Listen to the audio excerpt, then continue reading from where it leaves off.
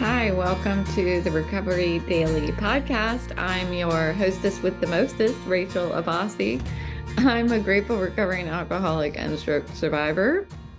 Today I wanted to talk about step 7 of the 12-step sobriety program, which is about humbly asking God to remove our shortcomings. And this is a step that I had no clue what I was supposed to do because I didn't really have a solid understanding of God, or a higher power or whatever I was going to call it. And so I certainly didn't know how I was going to request something from him. So I wanted to talk about that. I always hesitate about talking about this God thing. As you know, you lifetime listeners know that in the beginning, I really didn't talk about it much, but I've come to the conclusion that I really just don't care. So I'm just talking about it. I mean, I talk about everything else. So I thought I'd just talk about my experience with it because I'm not unique. And I know there are other people who have the same challenges. So um, I want to talk about how I got through this step. And I don't want to use past tense because I'm still figuring it out as I go. I'll probably always be trying to figure it out. But what I do know is that for me, asking God for something, in my opinion, is about making a commitment to doing the work. Okay? It's um it's understanding that connection between prayer and self-reflection. It's not a passive, I just want this gifted to me. I just want this to be done for me. And that was always my understanding of what prayer was, that you just ask for stuff. So when I would pray, and I have always prayed since I was little, even though I wouldn't talk about it to anybody, well, I made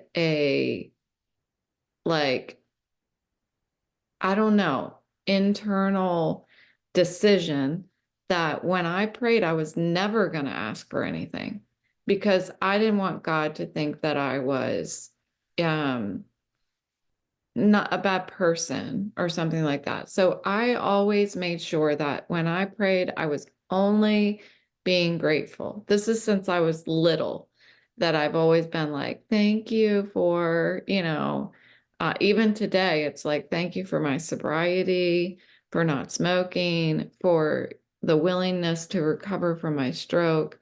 Thy will be done, not mine. Like, it's all about, it's like, I don't want to try to tell you what to do. So that's uh what I feel about prayer, but I want to talk about it a little more deeply as it involves step 7. So step 7 says, humbly ask him to remove our shortcomings.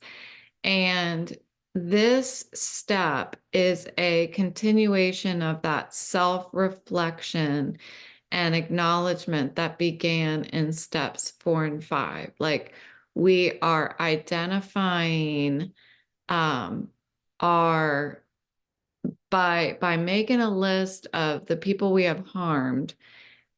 We start to look at our role in our relationships, and we are then identifying maybe what our character, not maybe, definitely, what our character defects and shortcomings are.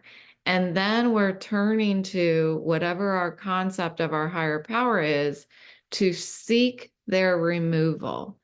Um, and so when I read these words, like humbly ask him to remove our shortcomings, I was like, this goes against what I believe. It just did automatically.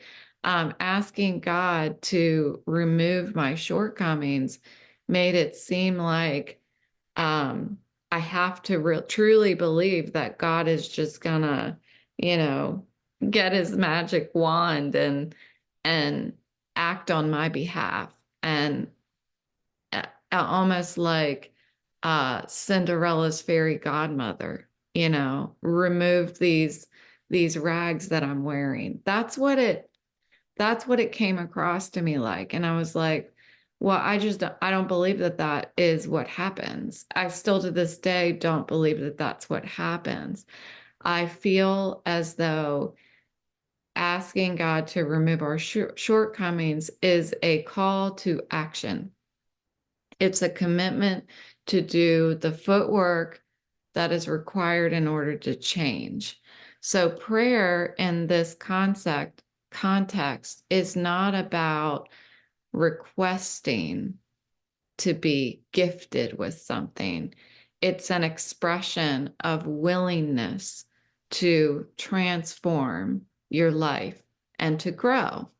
Um, I have really worked hard at trying to figure out how to articulate this. So I've chosen my words very carefully here because it's really important to me. And it's something that I have believed my whole life. And I've never been able to figure out how to express it. Um, so listening to Drop the Rock, which was one of our books of the month, especially about chapter 7, helps to understand that prayer is not magic. And it's again a commitment to do the work ahead. So when we are praying for the removal of our shortcomings, we are also almost repeating to ourselves, making that self-talk, internal commitment to make the necessary changes in our behavior and mindset. So an example that I can think of is when lots of people, I hear this in sobriety, lots of people, before they quit drinking, they make these what we call foxhole prayers. It's like, if you do this for me, I swear I'll never drink again. You wake up in the morning, you're like, have all this dread and regret and like, oh my God, what did I do last night? And then you're like, um, or I did this and it was terrible. And if you fix this for me, God, I'll never drink again, or I'll never make this mistake again. That is a request to be that's like a fairy godmother request to me. And I did not have those when I was drinking. The only time I feel like I had anything close to that was at the very, very end before I went to detox. It was the middle of the night. I was totally drunk. And I think that's when I started taking my pills, not as just prescribed. And I just said, help me. That was my only request, finally, was help me. Because I didn't know what else to do. I couldn't help myself anymore. And I truly believe that that prayer was my decision to do the work, whatever it was. It was an expression of willingness to change. It was a moment of surrender. It was an acknowledgement that I needed help and that I was ready to take the next steps. That's what that prayer was for me. The big book says there is a direct linkage between self-reflection and prayer. Um, when we really engage in honest self-reflection, which really can only be done when we're not drinking, we are able to notice, acknowledge, and accept our defects and shortcomings. And this is not for the purpose of thinking that we're bad people or criticizing ourselves. It becomes a bridge that connects our awareness of them with our desire for change, and that's what prayer is. It's that bridge, it's the bridge that says, okay, yes, this is true. I have a problem. Um, I need to change. That's for me what prayer is. Um, so step 11 in the program further emphasizes this connection between prayer and self-reflection. So as we continue to pray, and every night before I go to bed, and I think, I pray, God's will, not mine, be done. Um, I am I am committing to carrying that out, whatever that looks like. I've talked about how my commitment to carrying out God's will pretty much for me means honestly doing the opposite of my own will most of the time. And I can today, because I'm sober, I can feel when something is the next right thing and when it's not. And that is that alignment that I talked about the other day, trying to align my will with the next right thing, which to me equals God's will. Um, so these words that I hear in my sobriety program, like God's will, I have translated over time what that means to me. I have translated what prayer means to me, and the program allows me to do that. Um, so it's been a fascinating journey for me. I think the reason why I'm more willing to talk about it today is because I'm starting to find the words to talk about it. Um, Speaking of finding the words, I should record more in the morning because the words are coming much more easily today than they have been in the evenings. I didn't record last night because I was really, really feeling bad. Just it's been a lot of visitors and excitement because of my birthday being a couple days ago. So I've had lots of visitors. My daughter showed up last night, and my son and his girlfriend are coming today as well. And my daughter's boyfriend is here as well. I think we're going to go to the pool today. Okay, I stray as I normally do. So this step 11 then reinforces that prayer is not just about asking to be gifted, but instead it's understanding and aligning my actions and my will with the next right thing, my higher purpose, if you will.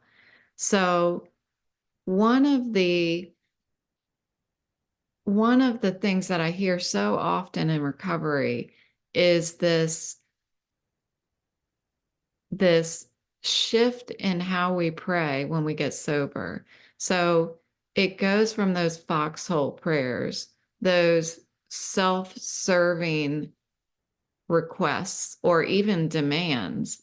Some people get very angry with their concept of God because of some, unfortunate things that have happened in their lives. So when we pray,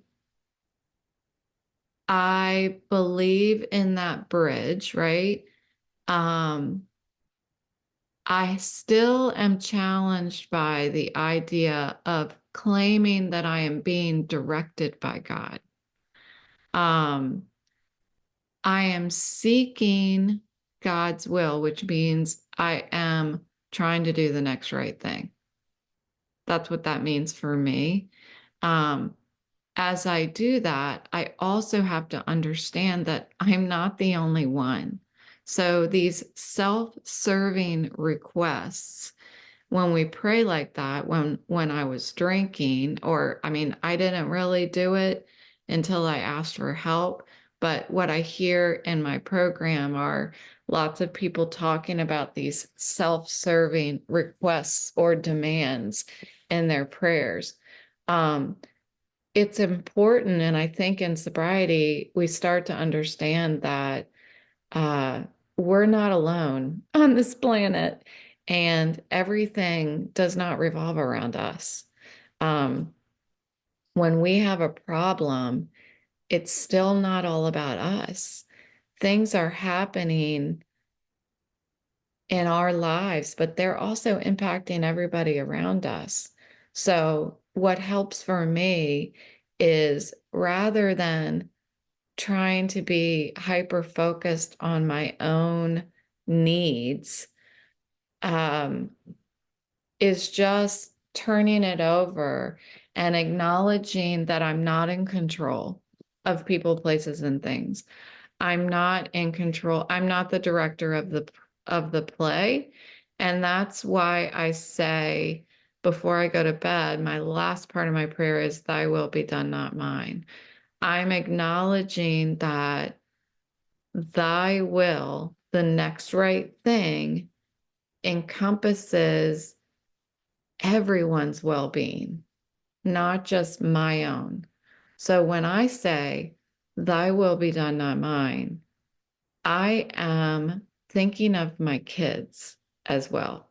When I say, thy will be done, not mine, I'm thinking of my husband when I say it. I'm thinking of my mom and my brother and my sister and their families and my dad and my stepmom. I'm thinking of everyone's well-being when I think of thy will or the next right thing.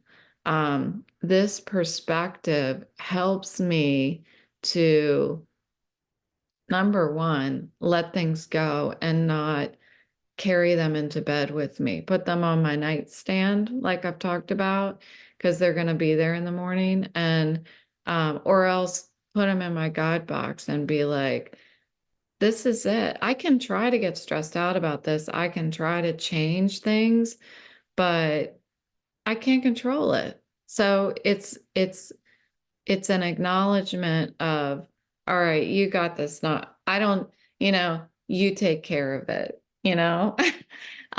So moving beyond this self-centeredness and embracing a more compassionate and inclusive approach to prayer and to life. Because I do it before I go to bed, but as I've been doing it over the years, it's been years now that I get on my knees before I go to bed and I repeat these things. And it takes a hot second for me to do it. Honestly, I'm not hanging out on my knees for a half an hour. I'm just doing it and that's it. And I jump into bed. And by doing that repeatedly, I start living it during the day. I start expressing that kind of compassion and inclusiveness in prayer on a daily basis. This idea about saying hi to a stranger, that is our listener challenge this month. It gets included in that. The compassion and the inclusiveness in prayer, it includes those strangers that I'm saying hi to as well. So finally, there are times that we are put in circumstances that feel unjust. You know, life feels particularly challenging, to say the very least. And I feel like I've been living in that for the past 3 years. It's like, I didn't want my life to be like this. I wanted to have a fast-paced life. I liked it that way. I'm a very active person, physically and intellectually. I'm super active up there. And I have to force myself to slow down in all ways. I have over the past couple days for all these birthday visitors, I have had to make a conscious effort to slow down, not get excited. It's so difficult. I have actually been saying out loud. I went to lunch with my mom and my sister and a friend yesterday, and I actually was sitting at the table and I said out loud, okay, don't get excited. Calm down. Because I felt myself getting sick, getting dizzy, getting nauseous, and I have to stop moving my eyes around, focus on one spot, calm my breathing down, because I feel it right now, actually. I feel myself getting nauseous and feel myself getting dizzy. And that's when my brain fog, my cognitive language and memory stuff starts failing me. So I am always working on that. And it's challenging. It feels like, why me, But I've really been leaning so much more into prayer, and it gives me a sense of belonging, a sense of I'm not alone in my head dealing with this on my own. And I have to have that. That's why I've also become more willing to talk about it, because it has helped me get through this. No matter what anybody thinks about whether I believe in God or not, or praying or whatever, or if my concept and the way that I do things, the way that I feel about prayer is not the way that anybody else would, it's right for me because it's helping me survive.